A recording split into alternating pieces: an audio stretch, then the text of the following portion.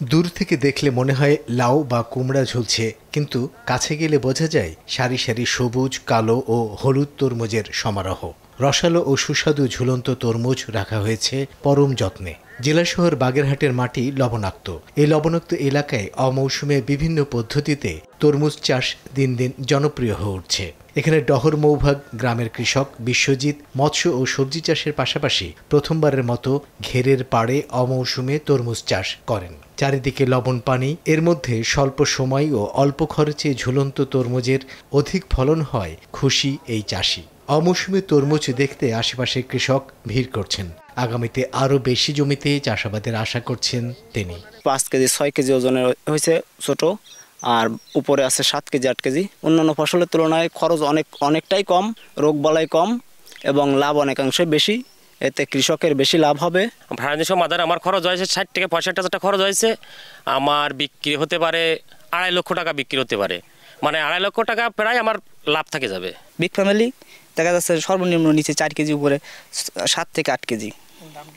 এর দাম কম। এখন আমরা পাইকারি বিক্রি করতেছি 2000 টাকা মন। ভাবতেছি যে সামনের বছর ফার্স্টেই এই তরমুজের চাষ করব এবং অল্প সময় এটা খুব ভালো ফসল হচ্ছে, আর আমরা এর থেকেই লাভবান হব আশা করা যায়।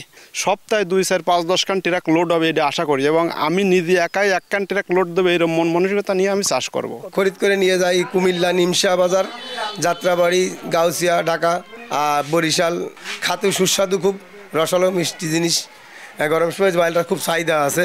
ঘেরের পাড়ে উঁচু জমিতে তৃপ্তি, ফরমেলো, বিগ ফ্যামিলি ও ছক্কা নামের 4 জাতের তরমুজ চাষে প্রতিনিয়ত চাষিদের পরামর্শ কাজে লাগায় এবার বাম্পার ফলন হয়েছে বলে জানান এই কর্মকর্তা। অতিবৃষ্টিজনিত কারণে প্রথম মানুষ একটু হতাশ হলেও পরবর্তীতে আমাদের যে পরামর্শ বা সার্বক্ষণিক দেখা ওনারা যোগাযোগ করেন এবং নিজেদের প্রচেষ্টার কারণে ওনারা এখন যে তরমুজগুলো এভারেজ কিন্তু একটা গড় ফলন ভালো। এভারেজ 3 থেকে 7 কেজি 8 কেজির ভিতর তরমুজগুলো আছে, যেটা বিক্রি করে ওনারা এখন অনেকটা লাভবান চিন্তা করতেছেন। প্রশিক্ষণের পাশাপাশি কৃষি উপকরণ দিয়ে সহায়তা করার কারণে চাষিরা অমৌসুমে তরমুজ চাষে আগ্রহী হয়ে উঠছে। তুলনামূলকভাবে প্লেন জমিতে, সমতল ভূমিতে কিন্তু জলাবদ্ধতার একটা সমস্যা আছে বা ঝুঁকি থেকে যায়, কিন্তু ঘেরের পাড়ে হওয়াতে এখানে সবজি ভালো হচ্ছে এবং অক্সিজেন তরমুজটা বিশেষ করে ভালো হচ্ছে। কারণ তরমুজের একটা বড় শত্রু কিন্তু বা সীমাবদ্ধতা কিন্তু বা চ্যালেঞ্জ হচ্ছে পানি। তো যেহেতু ঘেরের পাড়ে এই মৌসুমে পানির কোনো চ্যালেঞ্জ নেই বা ঝুঁকি নেই, সেজন্য এটি মাছ চাষও হচ্ছে, পাশাপাশি এটি একটি উপরি পাওনা বা বাড়তি ইনকাম হিসেবে এই তরমুজটাও আবাদ হচ্ছে। বাগেরহাট জেলায় 68 হেক্টর জমিতে অমৌসুম তরমুজ চাষ হয়েছে, যার উৎপাদন লক্ষ্যমাত্রা 2080 মেট্রিক টন, বাজার মূল্যে প্রায় 12 কোটি টাকা। সময় সংবাদ, বাগেরহাট।